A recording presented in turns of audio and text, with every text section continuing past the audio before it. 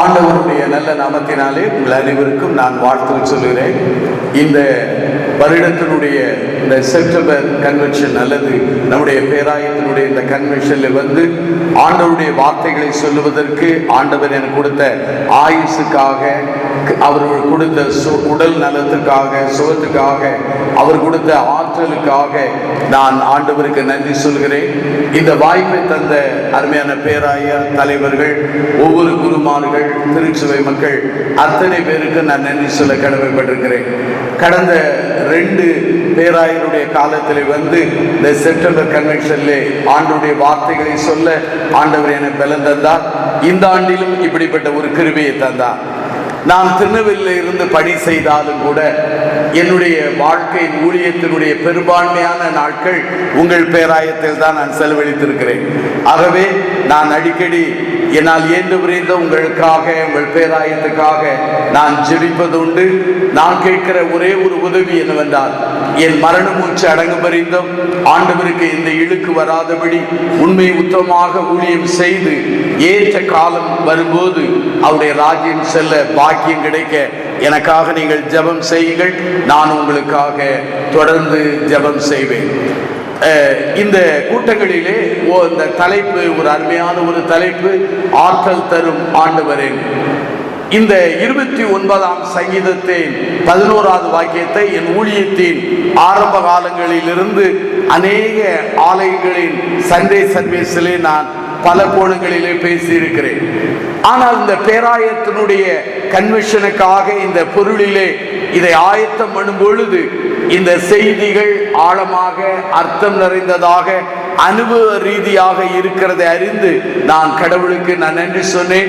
ஆகவே தொடர்ந்து இந்த செய்திகள் ஒரு தொடர் செய்திகள். ஆகவே தயவு செய்து தொடர்ந்து வரும்படி உங்களை அன்போடு அழைக்கிறேன். தலைகளை தாழ்த்தி நாம் ஜெபம் செய்வோம். அன்பின் பிதாவே, கேட்கிறவர்கள் உம்முடைய ஜனங்கள், சொல்லுகிறவன் உம்முடைய அடியான், சொல்லப்படுகிற வார்த்தைகள் உம்முடைய வார்த்தைகள். ஆகவே உம்முடைய தூய ஆவினால் எங்களை ஆட்கொண்டு இந்த திருவசனத்தை புரிந்து கொள்ளக்கூடிய ஆவியை, வல்லமையை, ஆற்றலை எங்களுக்கு தர நாங்கள் ஜெபம் செய்கிறோம். உம்முடைய திருவசனத்தை சொல்லும் பொழுது பதறாதபடி ஆவியானுடைய கட்டுப்பாட்டுக்குள்ளே அடங்கியிருந்து சிலுவைக்குள் ஒளிந்து கொண்டு என் ஆண்டவராகிய கர்த்தரை மேன்மைப்படுத்தக்கூடிய பாக்கியத்தை எனக்கு தருவீராக. கேட்கிறவர்களுடைய உள்ளங்கள் ஆண்டவரை கவனம் சிதறாதபடி அவைகளை கேட்டு அதை நடைமுறைப்படுத்த ஆவியின் ஒத்தாசையை தாரும். இந்த கன்வென்ஷனின் முடிவின் வழியாக எங்களுடைய பேராயத்திலே, எங்கள் சபைகளிலே, எங்கள் ஊழியங்களிலே, எங்கள் குடும்பங்களிலே ஆண்டவரை உம்முடைய ஆற்றலை காணவும், ருசிக்கவும், அனுபவிக்கவும் பலந்தாரும். பெரிய காரியங்களை செய்யும். இயேசுவின் நாமத்தில் பிரார்த்திக்கிறோம் ஜீவனுள்ள பிதாவே, ஆமென். மறுபடியுமாக உங்களை வாழ்த்தி வரவேற்கிறேன். சங்கீதம் 29ஆம் சங்கீதம் 11வது வாக்கியத்திலே நாம் வாசிக்க கேட்டோம், கர்த்தர் தமது ஜனத்திற்கு பலன் கொடுப்பார். நம்முடைய பேராய நோட்டீஸிலே ஆற்றல் தரும் ஆண்டவர் என்று அது போடப்பட்டிருக்கிறது. ஆற்றல் என்றாலும் சக்தி என்றாலும் பேராயர் ஐயா சொன்னவனமாய் பலன் என்றாலும் ஸ்ட்ரென்த் என்றாலும் ஒரே வார்த்தையை நாம் சொல்லப்படுகிறது. ஆகவே கர்த்தர் நமக்கு ஆற்றல் கொடுக்கிற ஆண்டவராகவே இருக்கிறார். நான் இந்த இடத்துல நின்று பேசுகிறேன் என்றால் அதற்கு ஆதாரம் என்னவென்றால் ஆண்டவர் தரும் ஆற்றல் தான். நான் ஒரு தியாலஜன் அல்ல, ஒரு பெரிய பைபிள் காலேஜில் போய் படித்த ஒரு பண்டிதன் அல்ல, ஒரு தெரு பிரசங்கி தான். அதாவது ஊர் ஊராக சுற்றி திரிகிற ஒரு பிரசங்கியார். ஆகவே நான் அனுபவித்ததை, நான் புரிந்து கொண்டதை, நான் ஒருவேளை கற்றுக்கொண்டதை, நான் அறிய முற்பட்டதை, நான் அதை உங்களுக்கு என்னுடைய நடையிலே நான் உங்களுக்கு சொல்ல விரும்புகிறேன். எனக்கு தெரியாததை நான் சொல்ல விரும்புவதில்லை. ஆகவே தெரியாத காரியங்களில் போய் தலையிட்டு மாட்டுகிற ஒரு அடியானும் நான் அல்ல. ஆகவே நான் அனுபவித்ததை உங்களுக்கு சொல்ல விரும்புகிறேன். 28ஆம் சங்கீதம் 1 பாருங்கள். என் கண்மலையாகிய கர்த்தாவே, உம்மை நோக்கி கூப்பிடுகிறேன். நீர் கேளாதவர் போல மௌனமாயிராதரும். நீர் மௌனமாயிருந்தால் நான் குழியில் இறங்குகளுக்கு ஒப்பாவேன். 28ஆம் சங்கீதத்திலே சங்கீதக்காரனாகிய தாவீது சொல்கிறார், ஏனையா என் கூப்பிடுதலுக்கு நீ செவி கொடாதபடி மௌனமாய் இருக்கிறீர், பேசாமல் இருக்கிறீர் என்ற ஒரு கேள்வி அந்த கணையை தொடுக்கிறார். ஆனால் 29ஆம் சங்கீதத்தை வாசித்து பாருங்கள். அங்கே சங்கீதத்திலே சொல்லப்படுகிற வார்த்தை என்ன தெரியுமா? ஆண்டவர் கர்த்தரின் சத்தம், கர்த்தரின் சத்தம், கர்த்தரின் சத்தம், கர்த்தரின் சத்தம் என்று வருகிறது. 28 ஏனையா பேசாமல் இருந்தீர், ஆனா 29 ஆண்டவர் பேசுகிறார். ஒருவேளை ஆண்டவர் தன்னோடு பேசவில்லை அல்லது செவி கொடுக்கவில்லை என்ற ஒரு அங்கலாய்ப்புக்கு 29 அவர் புரிந்து கொள்கிறார். ஆண்டவர் அநேக செயல்கள் வழியாக தன்னை வெளிப்படுத்தி பேசுகிறார். மான்கள் ஈணுகிறது, கேதுருவரங்கள் முறிகிறது, இல்லையா, அக்னி பிளக்கிறது. ஆகவே இவைகள் வழியெல்லாம் கர்த்தர் பேசுகிறார் என்கிற அந்த சூழ்நிலையை புரிந்து கொள்கிறார். நம்முடைய பைபிளிலே சங்கீத புஸ்தகம் மிக முக்கியமான ஒரு புஸ்தகம்.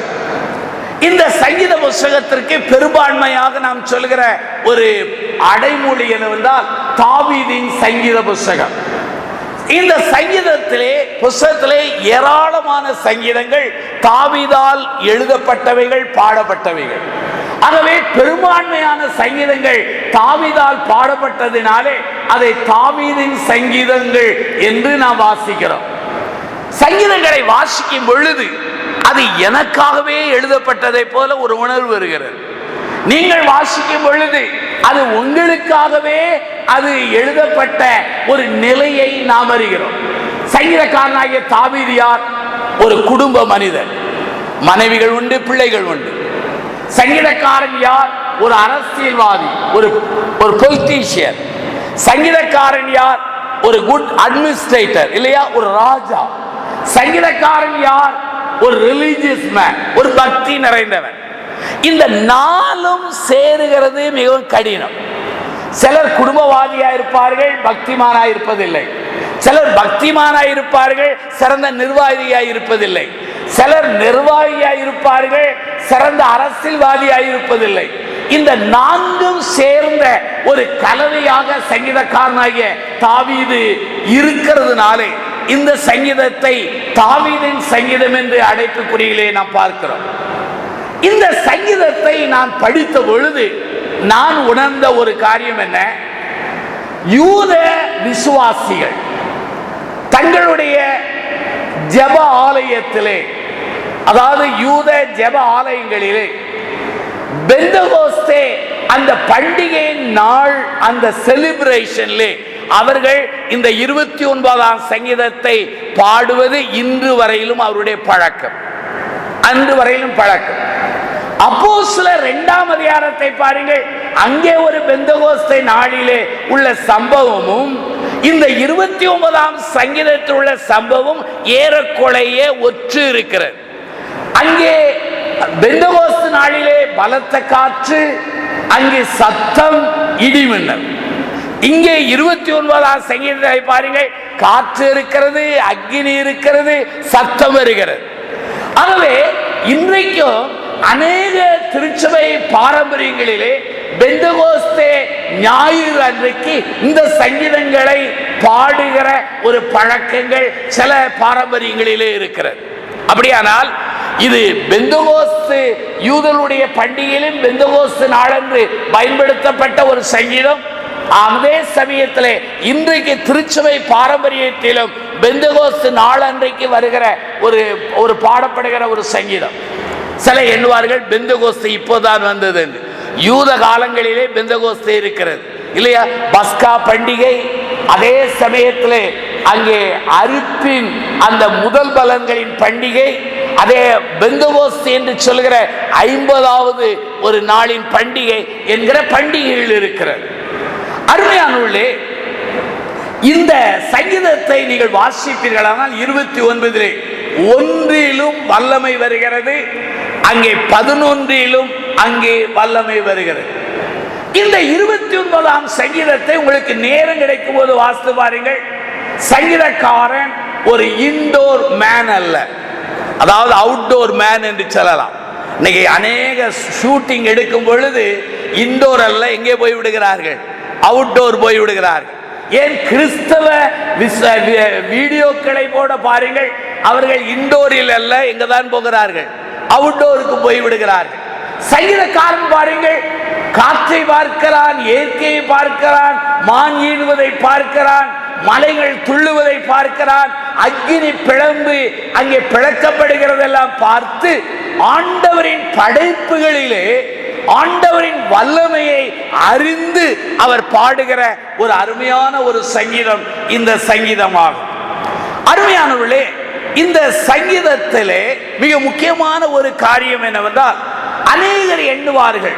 என்ன எண்ணுவார்கள் என்று சொன்னால், பாகால் என்கிற ஒரு அந்நிய தெய்வத்தை யூதர்கள் அல்லாத அங்கே அயல் மக்கள் என்ன சொல்வார்கள்? பாகால் தான் மழைக்கும் அதே சமயத்திலே விவசாய செழிப்புக்கும் காரணர் என்று எண்ணுவார்கள். ஆனா சங்கீதக்காரனுடைய எண்ணம் என்ன தெரியுமா? எல்லாவற்றுக்கும் காரணர் ஊற்றி யார் தெரியுமா? பாகால் அல்ல, கர்த்தர் என்று அவர் பாடுகிறார். அருமையான இந்த 29ஆம் சங்கீதம் மிக முக்கியமான ஒரு சங்கீதம். நம்முடைய பேராயர் ஐயா சொன்ன அந்த தலைப்பிலே முதல் தலைப்பை நான் தொடர விரும்புகிறேன். என்ன தலைப்பு? ஆற்றல் தரும் ஆண்டவரிலே ஆற்றல் தரும் ஆண்டவர் எப்படிப்பட்டவர் என்று சொல்லி முதல் செய்தி சொல்லி நான் முடிக்க விரும்புகிறேன். நீங்கள் யாரும் எனக்காக நீங்கள் முடியுங்கள் என்று ஜெபிக்க வேண்டியதில்லை. நீங்கள் ஜெபிப்பதற்கு முன்பாகவே நான் முடித்து விடுவேன். நான் கொஞ்சம் தான் பேசுகிற பழக்கம் உண்டு. ஆகவே வெகு அருமையாக எளிமையாய் முடித்து விடுவேன். ஆகவே நம்முடைய ஆண்டவர் ஆற்றல் தரும் ஆண்டவர். ஆண்டவர் எப்படிப்பட்டவர் அதை மாத்திரம் சொல்ல போகிறேன். ஆண்டவர் எப்படிப்பட்டவர்? பிரசங்கிமார்கள் ஆளுக்கு ஒரு கோணத்தில் சொல்கிறார்கள். சிலர் ஆண்டவர் அன்புள்ளவர், அவரிடத்திலே எள்ளளவும் என்ன கிடையாது, கோபம் என்பதே கிடையாது. என்னிடத்திலே ஒரு நற்செய்தியாளர் சொன்னார், ஆண்டவர் மனிதர்களை நரகத்தில் தள்ளுவது என்னால் ஏற்றுக்கொள்ளவே முடியாது என்றார்.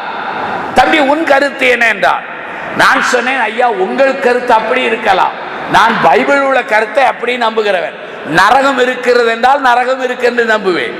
அங்கே தேவன் நியாய தீர்ப்பு உண்டு என்றால் நியாய தீர்ப்பு உண்டு என்று நம்புவேன். அதை நான் அங்கே அதற்கு அப்பால் நான் போகிறது அல்ல என்று சொல்லி நான் அவரிடத்தில் விடை பெற்றேன். ஒவ்வொருவரும் ஆண்டவரை தாங்கள் அறிந்து கொண்ட அந்த அடிப்படையிலே கடவுளை பற்றி பேசுகிறார்கள். இஸ்ரவேல் ஜனங்கள் எகிப்தின் அடிமைத்தனத்தில் இருந்தார்கள், விடுவிக்கப்பட்டார்கள். உடனே அவர்கள் சொன்னார்கள், இஸ்ரவேலை அடிமைத்தனத்திலிருந்து மீட்டவரே என்று சொன்னார்கள். சங்கீதக்காரனாகிய தாவீது சொல்கிறார், ஜெபத்தை கேட்கிறவரே என்று சொல்கிறார். ஆமோஸ் சொல்கிறார், நியாயத்தின் தேவனே என்று சொல்கிறார். இங்கே ஆகவே பவுலை பார்க்கும்போது கிருபையின் தேவனே, இரக்கத்தின் தேவனே என்று சொல்கிறார். ஆகவே சிலர் ஆண்டவர் அன்புள்ளவர் என்று சொல்கிறார்கள், சிலர் ஆண்டவர் தண்டிக்கிறவர், அவர் அநியாயங்களை களைவிடுகிறவர் என்று சொல்கிறார்கள். சிலர் சொல்கிறார்கள் ஆண்டவர் எது நடந்தாலும் கண்ணை மூடிக்கொண்டு காதை அவர் மூடிக்கொண்டு இருக்கிற அமைதியான பலவீனம் நிறைந்த ஆண்டவர் என்று சொல்கிறார்கள்.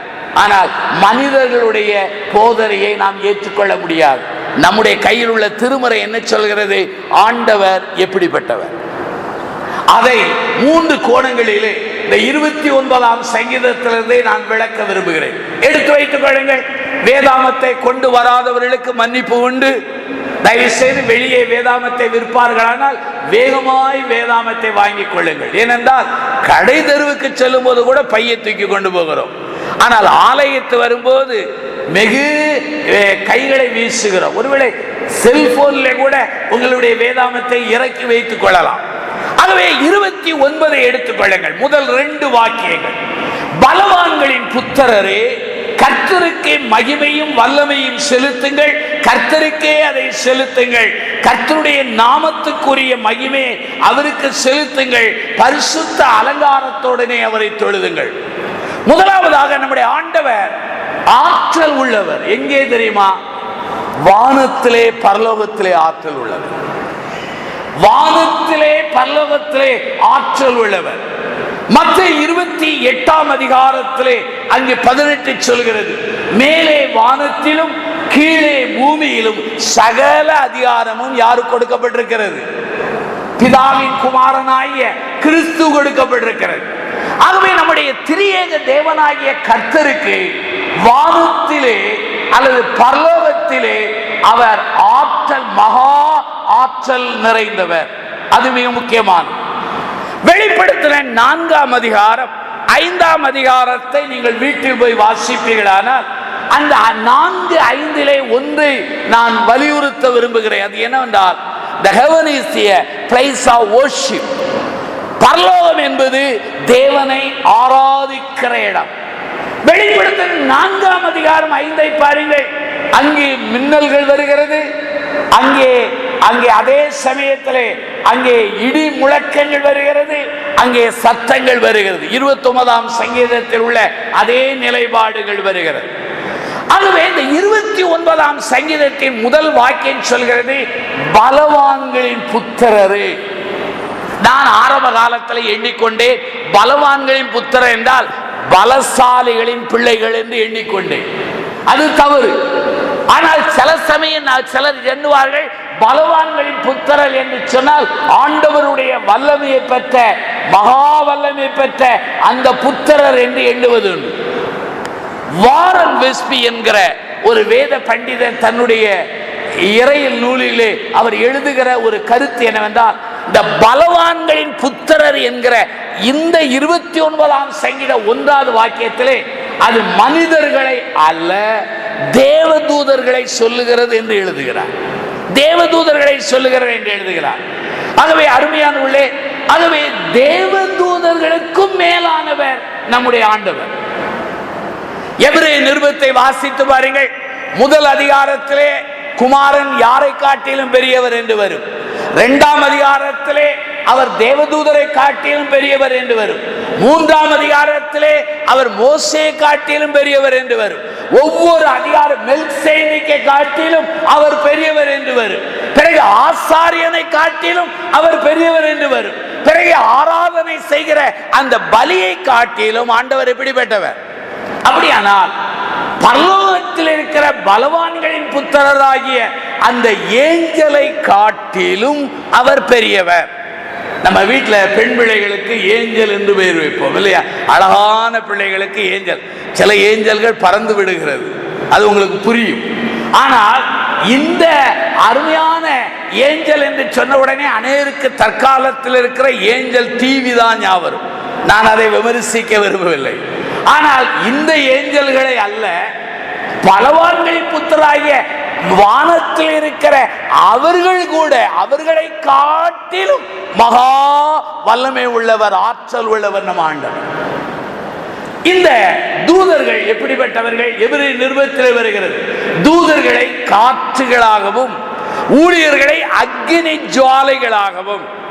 திருமறை வாசித்து பாருங்கள், தூதர்களை பாருங்கள். அவர்கள் தேவனிடத்திலிருந்து செய்தி கொண்டு வருவார்கள், நம்மிடத்திலிருந்து செய்தியை கொண்டு போகலாம். ஆண்டவருக்காக பலத்த காரியங்களை அவர்கள் தேவ திட்டத்தை நிறைவேற்றுகிற தேவ கருவிகளாக இருக்கிறார்கள். ஆனால் என்னுடைய முதல் குறிப்பு என்ன? நம்முடைய ஆண்டவர் பரலோகத்திலே வானத்திலே மகா ஆற்றல் உள்ளவராக இருக்கிறார். அந்த வசனத்தை பாருங்கள். ஆகவே பலவான்களின் புத்திரராகிய ஒருவேளை அந்த தூதர்களே, நீங்கள் கர்த்தருக்கே நீங்கள் மகிமையை செலுத்துங்கள். நம்முடைய சமுதாயத்திலே சமயத்திலே அல்லது உலகத்திலே ஒருவனை கர்த்தர் உயர்த்தி விட்டால் அவ்வளவுதான். மக்கள் எல்லாரும் உயர்த்தின ஆண்டவரை விட்டுவிட்டு அவன் முன்னாலே சுத்துவார்கள். ஆனால் வசனம் சொல்லுகிறது பாருங்கள், 29:1 கர்த்தருக்கே மகிமையும் கனமும் யாருக்குத்தான்? கர்த்தருக்குத்தான். ஆண்டவர் தன்னுடைய கனத்தையும் மகிமையும் ஒருவனுக்கும் கொடுக்க போகிறதே கிடையாது. தேவன் எங்களை பயன்படுத்தினாலும் நாங்கள் தேவ சமூகத்திலே விழுந்து சொல்லுகிற ஜெபம் என்ன தெரியுமா? ஆண்டவரே, கனமும் மகிமையும் யாருக்குத்தான்? என் திறமை, என் சமார்த்தியம், என்னுடைய கிருபை என்று சொல்லும் பொழுது அடுத்த காலகட்டத்திலே அவர்கள் மக்கள் மத்தியிலே இல்லாமல் போய்விடுகிறார்கள். ஆகவேதான் அங்கே 29ஆம் சங்கீதம் 1 சொல்கிறது, கர்த்தருக்கே மகிமையை செலுத்த வேண்டும். இரண்டாவது வாக்கியம் சொல்கிறது, கர்த்தருடைய நாமத்துக்கே அந்த மகிமையை செலுத்த வேண்டும். மூன்றாவது என்ன சொல்கிறது? கர்த்தரை பரிசுத்த அலங்காரத்தோடு, ஆண்டவரே, அப்படியானால் வானத்தில் இருக்கிற அந்த தூதர்களே பரிசுத்த அலங்காரத்தோடு கேர்வீர்கள், சேர்வீர்கள், அவர்கள் ஆராதிப்பார்களானால் பூமியில் இருக்கிற நானும் நீங்களும் எவ்வளவு தூரம் ஆராதிக்க வேண்டும். ஆகவேதான் முதல் காரியம் என்ன? நம்முடைய ஆண்டவர் வானத்தில் பரலோகத்தில் மகா ஆற்றல் உள்ளவர். சரி, ஆற்றல் உள்ளவர் என்று நீங்கள் நம்பும் பொழுது அந்த ஆற்றல் உள்ளவருக்கு உங்களை அர்ப்பணித்திருக்கிறீர்களா? ஒப்புவித்திருக்கிறீர்களா?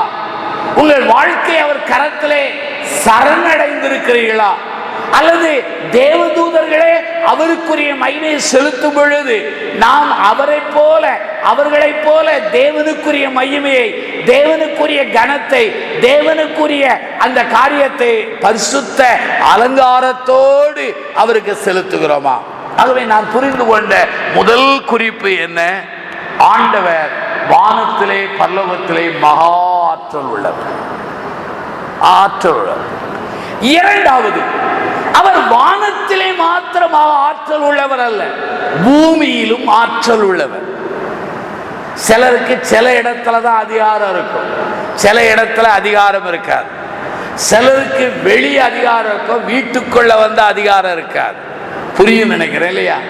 ஆனா இங்க ஆண்டவருக்கு வானத்திலும் மகா ஆற்றல் உண்டு, பூமியிலும் என்ன உண்டு? ஆற்றல் உண்டு. 29ஆம் சங்கீதம் 3-9 வரை வாசித்து பாருங்கள். அங்கு சொல்லப்படுகிறது, கர்த்தர் உண்மையாகவே அவர் தண்ணீர்களின் மேல் அவருடைய சத்தம் துணிக்கிறது. கர்த்தருடைய சத்தம் அங்கே மகத்துவம் உள்ளது. கர்த்தருடைய சத்தம் கேதுரு மரங்களை முறிக்கிறது. கர்த்தருடைய சத்தமானது லிபனோனின் கேதுரு மரங்களை அது முறிக்கிறது. கர்த்தருடைய சத்தம் லிபனோனையும் சீரியனையும் காண்டாமிருக குட்டிகளை போல துள்ள வைக்கிறது. கர்த்தருடைய சத்தம் அக்கினி ஜுவாலைகளை பிளக்கிறது. கர்த்தருடைய சத்தம் வனாந்தரத்தை அதர பண்ணுகிறது, பெண்மான்களை ஈடுபடி செய்கிறது. கர்த்தருடைய சத்தமானது காடுகளை செழிப்பாக்குகிறது. அப்படியானால் வானத்தில் பரலோகத்தில் மாத்திரம் அவர் மகா ஆற்றல் உள்ளவர் அல்ல, இந்த பூமியிலும் எப்படிப்பட்டவர்? மகா ஆற்றல் உள்ளவர். மகா ஆற்றல் உள்ள ஆண்டவராக இருக்கிறார். மகா ஆற்றல் நிறைந்த ஆண்டவராக இருக்கிறார். நோவாவின் காலத்திலே ஒரு வெள்ளம் வந்தது. அந்த வெள்ளம் ஆண்டவரின் ஆற்றலை வெளிப்படுத்தியது. அந்த ஆற்றல், அந்த வெள்ளமானது தேவன் துன்மார்க்கரை அழிக்கிறார் என்கிற ஒரு பாடத்தை கற்றுக் கொடுத்தது. தேவனை நம்புகிறவர்களை மீட்கிறார் என்கிற அந்த சத்தியத்தை மக்களுக்கு அது படித்து கொடுத்தது. மோசேயின் காலத்திலே சிவந்த சமுத்திரத்தை ஆண்டவர் பிளக்கிறார், யோர்தானை பிளக்கிறார். இதன் மூலமாய் தேவன் தன் ஆற்றலை பூமியிலே வெளிப்படுத்துகிறதை அது வெளிப்படுத்த ஆரம்பித்தது.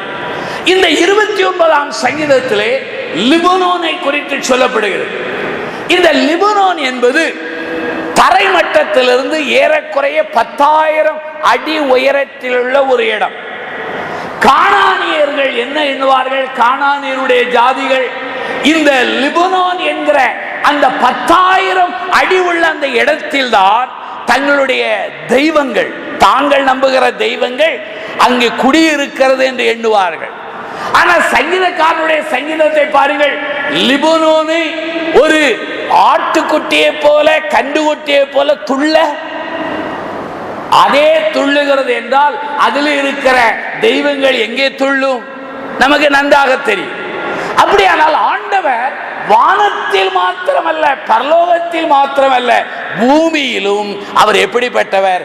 மகா ஆற்றல் நிறைந்தவராயிருக்கிறார்.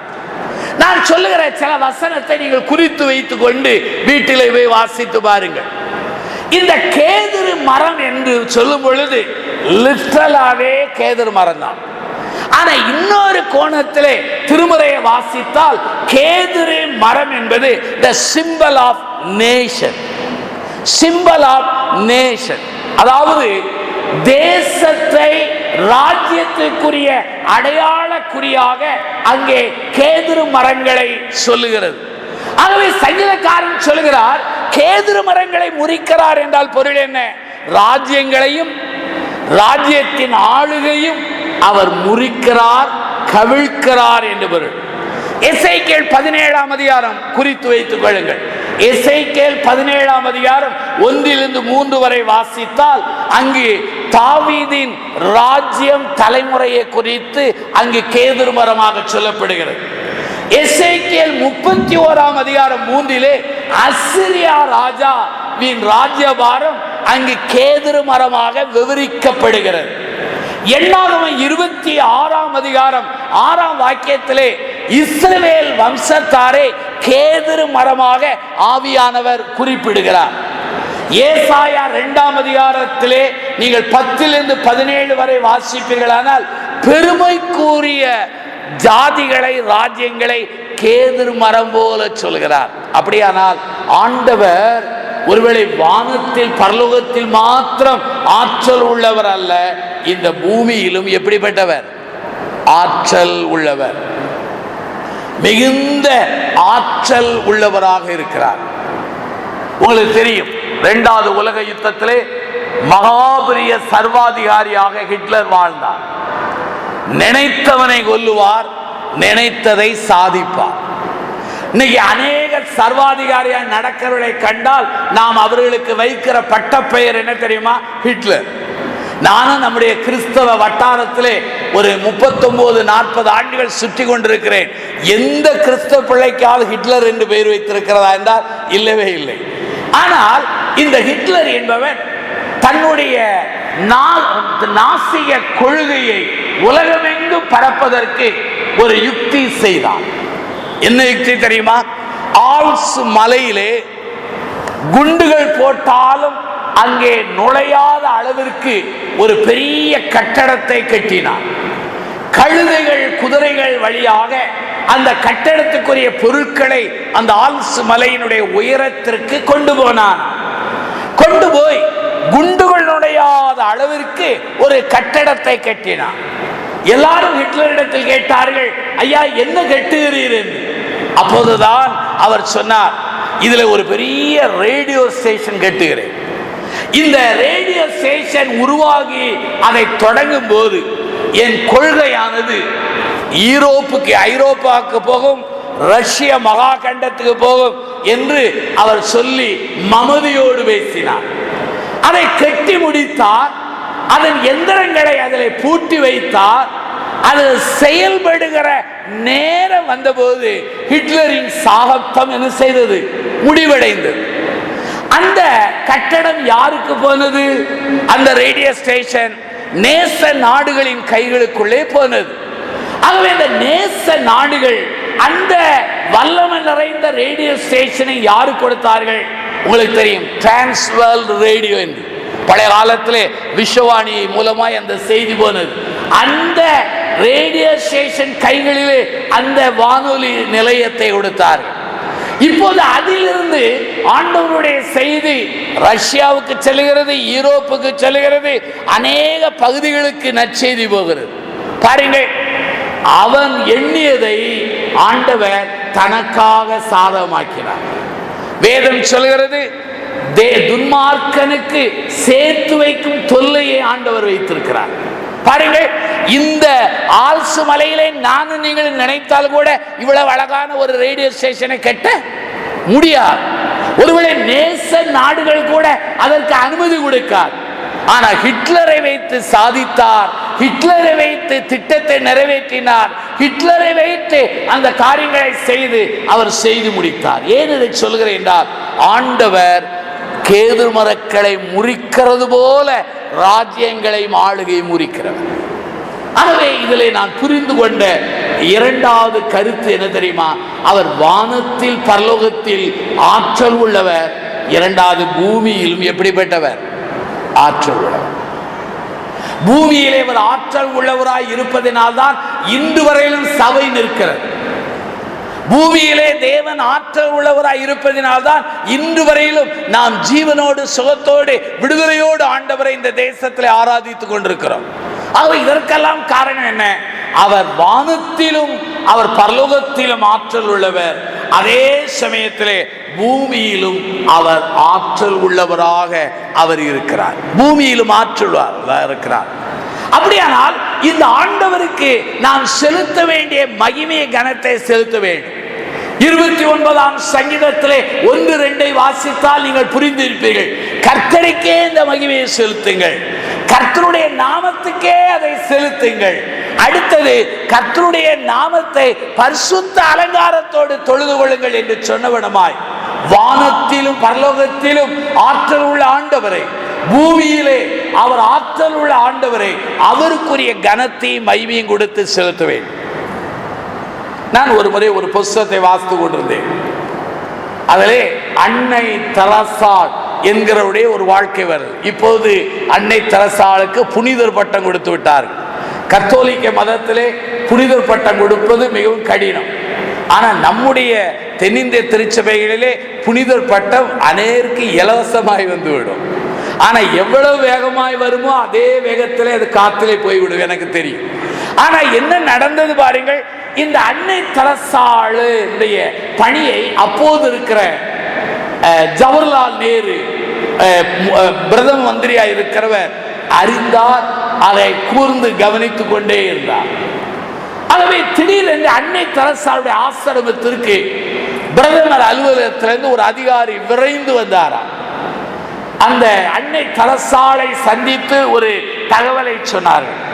குறிப்பிட்ட நாளிலே பாரத பிரதமர் ஜவஹர்லால் நேரு அவர்கள் உங்கள் ஆசிரமத்தை சுற்றி பார்த்து அதை பார்வையிட வருகிறார்கள் என்று. ஏன் வீட்டுக்கு உங்க வீட்டுக்கு பிரதமர் வருகிறார் என்றால் பைபிள் வாசிப்பதை கூட மூடி வச்சிருவோம் இல்லையா? ஜெபம் பண்றத உடனே என்னென்னலாம் செய்யணுமோ அத்தனை செய்யும். அன்னை தெரசாளுடைய ஆசிரமத்தில் உள்ள எல்லாரும் பிரதமரை வரவேற்க ஆயத்தமாயிருந்தார்கள். அன்னை தெரசாளும் அந்த நாளில் ஆயத்தமாயிருந்தார். பாரத பிரதமர் ஜவஹர்லால் நேரு வந்து தன் வாகனத்தில் இறங்கினார். அன்னை தெரசாளுடைய ஆசிரமத்தில் எல்லா பெண்மணிகளும் போய் அந்த பாரத பிரதமரை மரியாதையோடு கனத்தோடு அழைத்தார்கள். உடனே அன்னை தெரசாலை பார்த்து பாரத பிரதமர், அப்போதைய பிரதமர் ஜவஹர்லால் நேரு சொன்னார், உங்கள் ஆசிரமத்தை நான் பார்க்க விரும்புகிறேன்.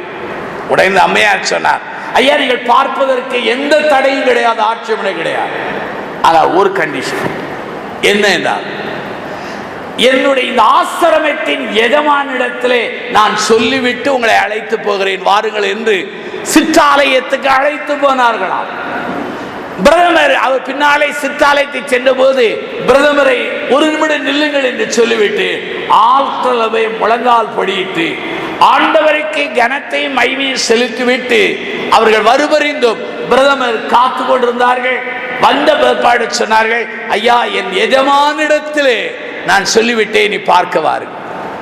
எது என்னை சிந்திக்க வைத்து, ஒருவேளை அவருடைய நம்முடைய புராட்டஸ்டன்ட் அல்ல, அவர்கள் ஒரு கேத்தலிக் மதத்தை சார்ந்தவர்கள் தான். அந்த பெண்மணி அப்படிப்பட்ட சூழ்நிலையிலே கூட தன் ராஜாவுக்கு கொடுக்கிற கனத்தை என்ன செய்தார்? கொடுத்தார்.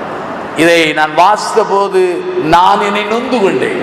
நான் கொடுக்கவில்லை, நீங்கள் கொடுக்கவில்லை, நம்மிலே எவரும் கொடுத்திருப்பார்களோ என்பது விரல் விட்டு எண்ண வேண்டும். ஆகவேதான் வானத்திலும் அவர் ஆற்றல் உள்ளவர், பூமியிலும் ஆற்றல் உள்ளவர். கடைசியாக ஒரு குறிப்பை சொல்லி நான் முடிக்க போகிறேன். சங்கீதம் 29 கடைசி வசனத்தை எடுத்துக் கொள்ளுங்கள். நம்முடைய பேராயர் ஐயா அருமையாய் சொன்னார்கள். அவர் சொன்ன பிற்பாடுதான் அந்த 29ஆம் சங்கீதத்தின் 11 கர்த்தர் தமது ஜனத்திற்கு என்கிற அந்த 2 தடவை வருவதை நான் இன்றைக்கு பார்த்தேன். நான் இத்தனை வாசித்தாலும் அதை இன்றைக்கு பார்த்தேன். அப்படியானால் முதலாவது வானத்திலே ஆற்றல் உள்ளவர், இரண்டாவது பூமியிலே அவர் ஆற்றல் உள்ளவர், மூன்றாவது தம் ஜனத்தின் மேல் எப்படிப்பட்டவர்? ஆற்றல் உள்ளவர்.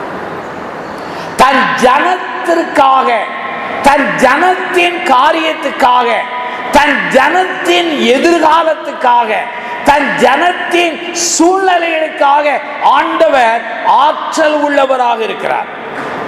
யாத்ராமத்திலே மோசே வனாந்தரத்திலே ஆடுகளை மேய்த்து கொண்டிருக்கிறார். அப்பொழுது முட்செடி எரிகிறதை கண்டார். முட்செடி எரிகிறது, ஆனா முட்செடி அவிந்து கருகவே இல்லை. உடனே மோசே இந்த ஆச்சரியத்தை காண கிட்டே போகிறார். உடனே ஆண்டவர் அவனை பார்த்து சொல்கிறார், மோசே, இது பரிசுத்தமான இடம், உன் கால்களில் இருக்கிற பாதரட்சியை நீ கழற்றி விடு என்று சொன்னார். அந்த முட்செடி எரிகிறது, ஆனால் அவிந்து கருகவில்லை. இதுதான் ஐயா இஸ்ரவேல் ஜனங்களுடைய சாபம். உபத்திரம் வரும், நெருக்கம் வரும், வியாதி வரும், துன்பம் வரும், அவமானம் வரும், சூழ்ச்சிகள் வரும். ஆனால் அவர்கள் எரிவார்களை தவிர ஒரு நாளும் அவர்கள் கருக போவதே இல்லை. அதே போல சபைக்கு அது உதாரணம். அருமையான மக்களே, சபையும் அப்படித்தான். பல்வேறு சூழலில் எரியும், ஆனால் அவிந்து போகுமா, கருகி போகுமா, அல்லது உயிரற்று போகுமா? முடியாது. ஒரு ஆண்டவருடைய அடியானுடைய வாழ்க்கை அதற்கு ஒரு உபமானம். ஆண்டவருடைய அடியார்கள் பாருங்கள், உபத்திரம் வருகிறது, நிந்தை வருகிறது, அவமானம் வருகிறது, செய்யாத ஒன்றை நாம் செய்தோம் என்கிற குற்றச்சாட்டு வருகிறது. இத்தனை வந்து அது எரிந்தாலும் அந்த மனிதர்கள் அழிந்து போவது இல்லை, அழிந்து போவதில்லை. ஆகவேதான் ஆண்டவர் இஸ்ரவேல் ஜனங்களுடைய பெருமூச்சை கேட்டு இறங்கி வந்து தலைவனாகிய மோசேயை அனுப்பி அந்த ஜனங்களை விடுவித்தார். ஆகவே கர்த்தர் வானத்திலும் ஆற்றல் உள்ளவர், பரலோகத்திலே இரண்டாவது பூமியிலும் ஆற்றல் உள்ளவர். ஆண்டவருடைய ஜனமாகிய என் வாழ்க்கையிலே, உங்கள் வாழ்க்கையிலும் எப்படிப்பட்டவர்? ஆற்றல். இந்த 29ஆம் சங்கீதத்திலே 11 3 ஆசீர்வாதம் வருகிறது. முதல் ஆசீர்வாதம் என்ன? கர்த்தர் தம் ஜனத்திற்கு பலன் தருகிறார். இரண்டாவது ஆசீர்வாதம், கர்த்தர் தம் ஜனத்திற்கு என்ன தருகிறார்? சமாதானம் தருகிறார். மூன்றாவது ஆசீர்வாதம் என்ன? கர்த்தர் தமது ஜனத்திற்கு எதை தருகிறார்? ஆசீர்வாதம். இதை இன்னொரு கோணத்திலே சொல்ல வேண்டும் என்றால், ஆண்டவரின் சத்தத்துக்கு, ஆண்டவருடைய வார்த்தைக்கு யாரெல்லாம் கீழ்ப்படுகிறார்களோ அந்த ஆண்டவருடைய ஜனத்திற்கு ஆண்டவர் 3 ஆசீர்வாதம். ஒன்று, பலன் கொடுக்கிறார். இரண்டாவது, சமாதானம் தருகிறார். மூன்றாவது என்ன தருகிறார்? இந்த 3ஐயும் நீங்க சுத்தி சுத்தி பாருங்க, இந்த 3க்கு வேறு எங்க இருந்தா வரும்? ஆண்டவர் தான். நம்முடைய பலன் எங்கிருந்து வருகிறது? ஆண்டவர் தான். நமக்கு சமாதானம் எங்கிருந்து வருகிறது? அதுவும் ஆண்டவர் தான். நமக்கு ஆசீர்வாதம் எங்கிருந்து வருகிறது? அதுவும் ஆண்டவர் தான்.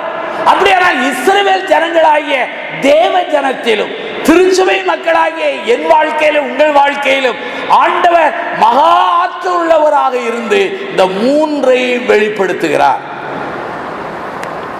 சில ஆண்டுகள் முன்பாக லண்டனுக்கு ஒரு தமிழ் சபைக்கு நான் கன்வென்ஷனுக்காக நான் போயிருந்தேன். எனக்கு லண்டன்ல எனக்கு பிடித்தமான ஒரு செய்தியாளர் ஜான் ஸ்டார்ட். ஜான் ஸ்டார்ட்டுடைய பிரசங்கம் எனக்கு பிடிக்கும். ஜான் ஸ்டார்ட்டுடைய அருளுரையை நான் அதிகமாக வாசிக்கிறவன். அவருடைய ஒவ்வொரு கமெண்ட்ரிகளை நான் அதிகமாக வாசிப்பேன். கான்ட்ரபரி கிறிஸ்டியானிட்டி என்று சொல்லி அநேக கோணங்களிலே அவர் அருமையாக எழுதுவார். ஆகவே அந்த சமயத்தில் எனக்கு அந்த வாய்ப்பு கிடைத்த போது எப்படியாவது வயதான அந்த ஜான் ஸ்டார்ட்டை போய் பார்த்து ஒரு 2 நிமிடமாவது பேச வேண்டும் என்று ஆசையோடு நான் போனேன். என் கூட்டங்களை முடித்துவிட்டு அங்குள்ள மக்களிடத்தில் ஜான் ஸ்டார்ட் இருக்கிற இடத்தை தேடும் பொழுது சில மாதங்களுக்கு முன்புதான் ஜான் ஸ்டார்ட் மரித்து போனது எனக்கு தெரிந்தது. ரொம்ப வேதனையா இருந்தது. ஜான் ஸ்டார்ட் ஒரு கொட்டேஷன் எழுதுகிறார். என்ன எழுதுகிறார் என்றால், கிறிஸ்தவம் இன்னைக்கு வளராமல் போனதற்கு 2 காரணங்கள். ஒன்று, நம்முடைய இந்தியாவில் எல்லாம் மேற்கு நாடுகளிலே டார்வினிசத்தை நம்புகிறார்கள். மனிதன் குரங்கிலிருந்து என்ன செய்தான்? வந்தான் என்று நம்புகிறார். நாம நம்புவதில்லை. இரண்டாவது அவர் சொல்லுகிறார் இன்னொரு காரணம் ப்ராஸ்பரிட்டி தியாலஜி, செழுமை உபதேசம். ஆண்டவர் ஆசீர்வதிக்க மாட்டார் என்பதை நான் மறுக்கவே மாட்டேன். ஆண்டவர் ஆசீர்வதிப்பார், உன் தேவைகளை சந்திப்பாரே தவிர உன் பேராசையை நாம் சந்திப்பதே இல்லை. நம்ம பேராயத்தில் அவ்வளவு குருமாரும் பேராயர் ஆக வேண்டும் என்று ஆசைப்பட்டாலும் ஒருவர் தான் என்ன ஆவார்? பேராயவார். மற்றவர்கள் பேராயராய் மாற முடியாது இல்லையா? நம்முடைய தமிழ்நாட்டில் உள்ள எல்லா அரசியல்வாதிகளும் ஒருவர் தான் சீஃப் மினிஸ்டராய் மாற முடியுமே தவிர ஒருவர் தான் பிரைம் மினிஸ்டர் எல்லாரும் மாற முடியாது. அப்படியானால் இன்னைக்கு ஆண்டவர் நம்முடைய ஆசைகள், நம்முடைய தேவைகளை சந்திப்பார்.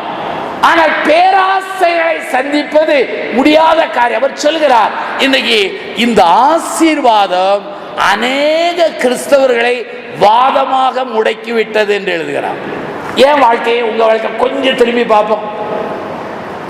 கஷ்டப்பட்ட போது இருந்த ஜெபம் இப்ப நம்மகிட்ட இல்லவே இல்லை. கஷ்டப்பட்ட காலத்தில் இருந்த உண்மை இன்னைக்கு நமக்குள்ள இல்லவே இல்லை. வறுமை இருந்த போது இருந்த அந்த பக்தி இன்னைக்கு நமக்கு இல்லவே இல்லை. காரணம் என்ன தெரியுமா? இன்னைக்கு ஆசீர்வாதம் வர வர வர வர வர வர இந்த ஆசீர்வாதமே நம்முடைய பக்தியை, அர்ப்பணிப்பை, அந்த நிலையை அப்படியே சுருக்குகிறது. இடையில ஒரு பெரிய ஆலயத்தில் நல்ல சர்ச்சு உற்சாகமா இருந்துச்சு. இப்ப இந்த சர்ச்சை சுற்றி ஃபுல்லா ஏர் கண்டிஷன் ஆக்கிட்டாங்க, ஃபுல்லா ஏசி. அப்ப என்ன அந்த சர்ச்சுக்கு என்னை கூப்பிட்டுருந்தாங்க, ஐயா பேச வாங்க. நான் அப்ப முன்னுரையில சொன்னேன், ஏர் கண்டிஷன் இல்லாத காலத்திலே நம்ம சபை ரொம்ப அனலா இருக்கும், எனக்கு தெரியும். இப்ப ஏர் கண்டிஷன் போட்டா நம்ம சபை எப்படி இருக்குன்னு தூங்குறவங்க நல்லா வந்து தூங்குவாங்க இல்லையா? ஏன் சொல்ற தெரியுமா? ஆசீர்வாதங்களை நான் தேவையில்லை நான் சொல்லல, ஆசீர்வாதங்கள் வேண்டாம் என்று சொல்லல. ஆனா ஆசீர்வாதங்கள் கடவுள் கிடையாது. ஆசீர்வாதத்தை கொடுக்கிற கடவுள் தான் கடவுளை தவிர ஆசீர்வாதம் ஒரு நாளும் தெய்வம் கிடையாது. இன்னைக்கு எல்லாரும் ஆசீர்வாதத்தை கொடுக்கிற ஆண்டவரை விட்டுவிட்டு ஆசீர்வாதங்களை விக்கிரகமாக தூக்கி சுமந்து நாம் அலைந்து கொண்டிருக்கிறோம். ஆனால் இந்த சங்கீதக்காரன் சொல்லுகிறார், கர்த்தருடைய சத்தத்துக்கு செவி கொடுத்தார், கர்த்தர் தம் ஜனத்துக்கு என்ன தருவார்? ஆசீர்வாதம் தருவார். அதே சமயத்தில் சமாதானம் தருவார். என்ன தருவார்? அதை நான் புரிந்து கொண்ட விதம் என்ன தெரியுமா? வானத்திலே பரலோகத்திலே மாத்திரம் ஆற்றல் உள்ளவர் அல்ல. இரண்டாவது, அவர் பூமியிலே மாத்திரம் மகா ஆற்றல் உள்ளவர் மாத்திரம் அல்ல. தேவன் தன் ஜனத்தை என்ன செய்கிறார்? அவர் மத்தியிலும் ஆற்றல் உள்ளவராக அவளுக்கு பலமும் கொடுக்கிறார், சமாதானமும் கொடுக்கிறார், நம்மை ஆசீர்வதிக்கவும் செய்கிறார். ஆகவேதான் அருமையான நம்முடைய ஆண்டவர் எப்படிப்பட்டவர்? எந்த சூழ்நிலையிலும் ஆற்றல் கொடுக்கிற மகா கடவுள் யார் தான். ஆனா இப்ப மக்கள் செய்யறது என்ன தெரியுமா? ஆற்றல் கொடுக்கிற ஆண்டவரை விட்டுட்டு எங்களை போல ஆற்றலை பற்றி பேசுற பிரசங்கியார் பின்னால என்ன செய்யறோம்? 40 வருஷம் முன்னால பிரசங்கமாலாம் சொன்னாங்க, இயேசு வீட்டை போங்கள்னாங்க. இப்ப நானும் ஒவ்வொரு பிரசங்கியாரா கவனிக்கிறேன், யாருமே சொல்ல, எல்லாரும் என்னிடத்தில் வாருங்கிறாங்க. ரொம்ப வித்தியாசம் இல்லையா?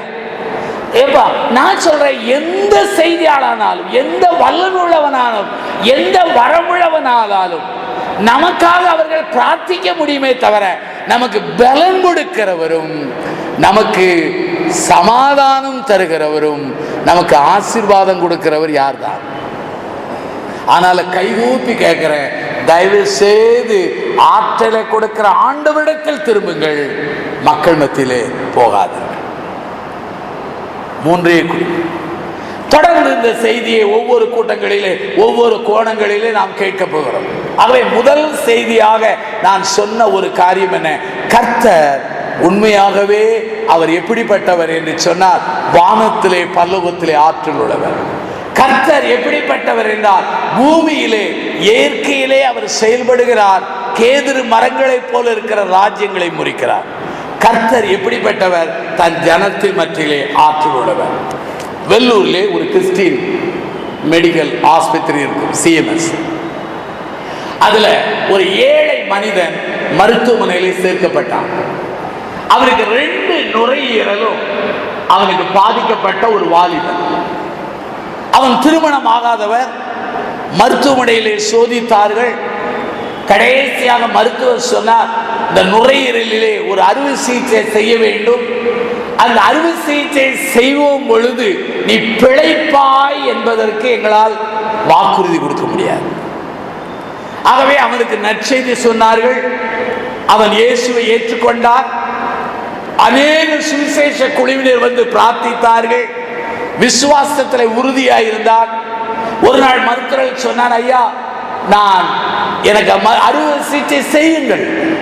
ஒருவேளை நான் பிழைத்தால் நான் தேவ பணியை செய்வேன். பிழைக்கவில்லை என்றால் என் ஆண்டவரோடு இருப்பேன். மிகுந்த பயபக்தியோடு ஜாக்கிரதையோடு ஜெபத்தோடு அவர்கள் அறுவை சிகிச்சை செய்தார்கள். தேவ ஒத்தாசையாலே பிழைத்துக் கொண்டார். இப்ப நீங்க கேட்கிற அந்த வாலிபை என்ன செய்யறான்னா, அதே சிஎம்எஸ் ஆஸ்பத்திரியில ஒரு தோல்ல ஒரு துணி பைய போட்டுட்டு ஒவ்வொரு அங்கே படுக்கையில் இருக்கிற பிணியாளர்களுக்கு துண்டு பிரதியை கொடுத்து இயேசு பற்றி சொல்லி அவன் நினைச்சுக்கிறான் ஜெபித்து கொண்டே வாழும். அவனுக்கு பலம் கொடுத்தது யார்? கர்த்தர். அவனுக்கு சமாதானம் கொடுத்தது யார்? கர்த்தர். அவனை உயிரோடு வைத்து ஆசீர்வதித்தது யார்? கர்த்தர். ஆனால் தான் சொல்கிறேன், கர்த்தர் ஆற்றல் கொடுக்கிற ஆண்டவர் யார் என்பதை புரிந்து கொண்டோம். ஆகவே அவருக்கே மகிமை செலுத்தி இந்த காலை ஆராதனையில் ஒப்பு கொடுப்போம். எழுந்திருப்போமா? எல்லாரும் பிரார்த்தனை செய்வோம். எல்லாரும் எழுந்து நிற்போம். நாம் ஜெபிப்போம். தயவு செய்து எல்லாரும் எழுந்து நிற்போம். இந்த 176வது கன்வென்ஷன் கூட்டத்தில் ஆண்டவருடைய பிள்ளைகளாக நானும் நீங்கள் நிற்க ஆண்டவர் பலன் தந்தார். முதல் செய்தியாய் இருப்பதினாலே நான் சுருக்கமாய் சொல்லியிருக்கிறேன். இரவிலே கொஞ்சம் விஸ்தாரமாக பேச நான் திட்டமிட்டிருக்கிறேன். எல்லாரும் கண்களை மூடிக்கொள்ளுங்கள். 2 கைகளையும் பரலோகத்தினராக உயர்த்துங்கள். யாரும் கண்களை திறந்து வேடிக்கை பார்க்க கூடாது. வேடிக்கை பார்க்க விரும்பினால் ஜெபத்தோடு நீங்கள் வீட்டுக்கு போய்விடலாம். ஆட்சி விட கிடையாது. எல்லாரும் கண்களை மூடுங்கள். 2 கைகளை நல்ல உயர்த்துங்கள். 3வது, உங்கள் வாயை திறந்து ஜெபியுங்கள். கர்த்தாவே, வானத்திலும் பரலோகத்திலும் நீர் ஆற்றல் உள்ளவர்.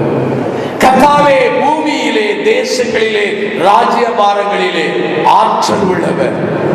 உம்மை வார்த்தைகளுக்கு கீழ்ப்படுகிற உம்முடைய ஜனமாகிய மக்களுக்கு நீ ஆற்றல் செய்கிறவர், பலன் கொடுக்கிறவர், சமாதானம் கொடுக்கிறவர், ஆசீர்வாதம் கொடுக்கிறவர்.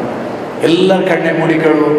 2 கைகளை விரித்து கொஞ்சம் சத்தத்தை உயர்த்தி ஒரு 5 நிமிஷம் ஆண்டவரை நோக்கி ஜெபிப்போமா? கடந்த ஆண்டிலே இதே பேராய கன்வென்ஷனில் உயிரோடு இருந்தவர்கள் இந்த ஆண்டிலே உயிரோடு இல்லை. என்னை உங்களையும் ஆண்டவர் உயிரோடு வைத்திருக்கிறார். எத்தனையோ பேருக்கு கலந்து கொள்ள திட்டமிட்டார்கள், கலந்து கொள்ள வாய்ப்பில்லாமல் போனது. தேவன் எனக்கு உங்களுக்கு கொடுத்திருக்கிறார். தேவன் இந்த ஆண்டிலே நமக்கு கொடுத்திருக்கிற இந்த நல்ல தலைப்பு, ஆற்றல் தரும் ஆண்டவர் யார் என்பதை நாம் சிந்தித்தோம். வானத்திலும் ஒரு ஆற்றல் உள்ளவர், பூமியிலும் ஆற்றல் உள்ளவர். ஏன் உன்மத்திலே என்மத்திலே நம் சபையிலே கூட அவர் ஆற்றல் உள்ளவர். நல்ல வாய் திறந்த ஆண்டவரை தோத்திரிப்போமா? அநேகர் வாயை திறக்க சத்தமிட்டு ஜெபிப்போம். சத்தமிட்டு ஜெபிப்போம். மற்ற கூட்டங்களுக்கு போகும்போது எவ்வளவு சத்தம் போட்டு ஜெபம் பண்றோம், எவ்வளவு ஆவியில நிறைந்து ஜெபம் பண்றோம், எவ்வளவு சத்தத்தை உயர்த்துறோம், எவ்வளவு பாஷைகளை பேசுறோம், எவ்வளவு துள்ளி குதிக்கிறோம், எவ்வளவு அழுது புலம்புகிறோம். அதே மக்கள் நம்முடைய சபையில நம்முடைய பேராயத்துக்காக ஏனையா ஜெபிக்க கூடாது? எல்லாரும் கண்களை மூடி 2 கைகளை உயர்த்தி, இயேசுவே, வானத்திலே பரலோகத்திலே ஆற்றல் உள்ளவரே, பூமியிலே ராஜ்யங்களை கவிழ்க்கிறவரே, ஆண்டவரே, எங்கள் சபையிலே, எங்கள் பேராயத்திலே, எங்கள் குடும்பங்களிலே, எங்கள் மத்தியிலே நீர் ஆற்றலை தாருவையா. இந்த ஆற்றலை தருகிறது பலத்திலே தாரும், சமாதானத்திலே தாரும், ஆண்டவரே ஆசீர்வாதத்திலே தாரும். நல்ல வாய் திறந்து ஜெபிக்குமா? சிலர் வாயே திறக்கல, மௌனமாய் ஜெபிக்க திட்டமிடுகிறார்கள். மௌனமாய் ஜெபிக்க நேரம் இருக்கிறது. அது நம்முடைய சபை ஆராதனையிலே மௌனமாய் ஜெபிங்கள். இது கன்வென்ஷன் கூட்டம். நல்ல சத்தத்தை உயர்த்தலாம். நல்ல சத்தத்தை அநேகர் வாயை திறந்து ஜெபிக்கிறீர்கள். தோத்திரம் ஆண்டவரே, தோத்திரம் ஆண்டவரே, தோத்திரம் ஆண்டவரே, உற்சாகமாய் தோத்திரிப்போம். ஒரு தனி மனிதன் பண்ணுகிற ஜெபத்துக்கு தேவன் வலிமையான பதிலை தருவாரானால், இத்தனை மக்களும் பேராயத்துக்காக, பேராயருக்காக, பேராயத்தின் குருமாருக்காக, பேராயத்தின் சபைகளுக்காக நாம் பண்ணுகிற ஜெபத்துக்கு எவ்வளவு வலிமையான பதில் வரும். இன்னைக்கு நாம் ஜெபிக்க போகிறோம். எல்லா 2 கைகளை உயர்த்தி தயவு செய்து கைகூப்பி கேட்கிறேன். ஒரு 5 நிமிடங்கள் வாய் திறந்து ஜெபிப்போமா? தங்கச்சி வாய் திறந்து ஜெபம் பண்ணுமா? தம்பி வாய் திறந்து ஜெபியுங்கள். பெரியவங்க வாயை திறந்து ஜெபிங்க. அம்மா வாயை திறந்து ஜெபிங்க. அருமையான குருமார் ஐயா வாயை திறந்து ஜெபிங்க. போதக பிதாக்கள் வாயை திறந்து ஜெபிங்க. மூப்பர்கள் வாயை திறந்து ஜெபியுங்கள். சபை தலைவர்கள் நாவுகளை திறந்து ஜெபியுங்கள். எங்கள் காலங்களிலே எங்கள் ஆண்டவரே, உங்களுடைய ஆற்றலை நாங்கள் பார்க்கணும். உங்களுடைய ஆற்றலை எங்கள் கண்கள் பார்க்கணும். உங்களுடைய ஆற்றலை நாங்கள் ருசிக்கணும். உங்களுடைய ஆற்றலை எங்கள் சபைகளிலே நாங்கள் காண வேண்டும். உதவி செய்யும் ஆண்டவரே, உதவி செய்யும். நீங்கள் இப்படி ஜெபிக்காத பட்சத்தில் எப்படி ஐயா ஆற்றலை ஆண்டவரிடத்திலிருந்து எதிர்பார்க்க முடியும்? நாமெல்லாம் ஒரே குடும்பம், ஒரே மக்கள். ஆண்கள் ஜெபிக்க தொடங்குவோம், பெண்கள் ஜெபிக்க தொடங்குவோம், சத்தமிட்டு ஜெபிப்போம். வானத்திலே ஆற்றல் உள்ளவர், பரலோகத்திலே பூமியிலே ஆற்றல் உள்ளவர். இயற்கை மாத்திரமல்ல, ராஜ்யங்களை கவிழ்ப்பதில் கூட அவர் ஆற்றல் உள்ளவர். ஏன் தம்மை நம்புகிற ஜனத்துக்கு அவர் சமாதானத்தை, பலனை, ஆசீர்வாதம் கொடுப்பதிலே அவர் ஆற்றல் நிறைந்தவராக இருக்கிறார். நல்ல வாயை திறந்து ஜெபிக்க போகிறோம். தோத்திரிக்கிறோம் ஐயா, தோத்திரிக்கிறோம் ராஜாவே, தோத்திரிக்கிறோம் இயேசுவே, தோத்திரிக்கிறோம் ஆண்டவரே. பிளவுபட்ட நாவுகளைப் போல கர்த்தருடைய வல்லமைகள் மத்தியிலே இப்போது இறங்கிக் கொண்டிருக்கிறதற்காக தேவனுடைய அபிஷேகமானது, தேவனுடைய வல்லமையானது, தேவனுடைய கிருபையானது எங்கள் ஜனத்தின் மத்தியிலே இறங்கி எங்கள் மேலே ஜெபாவியை ஊற்றிக் கொண்டிருக்கிறதற்காக ஜெபிக்கிறோம். எங்கள் பேராயத்திலே ஒரு பெரிய எழுப்புதல் பற்றி பிடிக்கணும். எங்கள் பேராய காலத்திலே இந்த பழுவர் பற்றி பிடிக்க வேண்டும் என்று ஜெபிக்கிறோம். ஒவ்வொரு ஆண்கள் மேலே, ஒவ்வொரு பெண்கள் மேலே, ஒவ்வொரு வாலிப பிள்ளைகள் மேலே, ஒவ்வொரு ஊழியர்கள் மேலே தேவன் தாமே உங்களுடைய ஆற்றலை ஊற்றும்படியாக, நிரப்பும்படியாக நாம் எல்லாரும் கூடி ஜெபிப்போம். ஆண்டவரால் முடியாத காரியம் இந்த உலகத்தில் ஒன்றுமில்லை சுவாமி. ஆண்டவரே, ஒரு பெரிய அசைவை தொடங்கி இருக்கிறேன். ஒரு கைப்பிடி அளவு மேகத்தை நாங்கள் பார்க்கிறோம் ஐயா. அந்த கைப்பிடி அளவு மேகமானது ஒரு கார் மழையை போல எங்கள் பேராயத்திலே, பேராய ஊழியர்களிலே, பேராய ஊழியர்களிலே, பேராய அலுவலர்களிலே, பேராய திட்டங்களிலே அது ஆற்றலாக அது ஊடுருவி வர உதவி செய்யும். ஆண்டவரே, எங்களை ஒப்புக் கொடுக்கிறோம். கடந்த காலங்களில் நாங்கள் செய்த தவறுகள், மேட்டுமைகள், மாறுபாடுகள், முரண்பாடுகள் எல்லாவற்றையும் மன்னி தேவனே எங்களை தரைமட்டமாய் தாழ்த்துகிறோம். உம்முடைய வலது கையை மடக்கி ஏனையா இப்படி செய்ய முடியும் என்று கேட்பதற்கு யாருக்கும் உரிமை கிடையாது. உம்முடைய கைகளிலே எங்கள் மதுரை பேராயத்தை அப்படியே தூக்கி கொடுக்கிறோம். ஆற்றலை வானத்திலே, பரலோகத்திலே வெளிப்பட்ட தேவன், பூமியிலே வெளிப்படுத்தின தேவன் எங்கள் பேராயத்தில், எங்கள் ஜனங்கள் மத்தியிலும் வெளிப்பட வேண்டும் என்று செபிக்கிறோம். இந்த 3 நாட்கள் முடிந்து நாங்கள் செல்லும் பொழுது தெய்வம் எங்களுக்கு தந்த அந்த வாக்கு தத்தம் உண்மை, அது நிச்சயம் என்பதை அறிந்து உம்மை தோத்திரிக்க பிறந்தார். எங்களை ஆசீர்வதி, குற்றங்கள் குறைகள் எல்லாம் மன்னி. ஆண்டவரே, உம்முடைய நாமத்திலே ஒப்புக் கொடுக்கிறோம். நீரே வழி நடத்தும். இயேசுவின் நாமத்தில்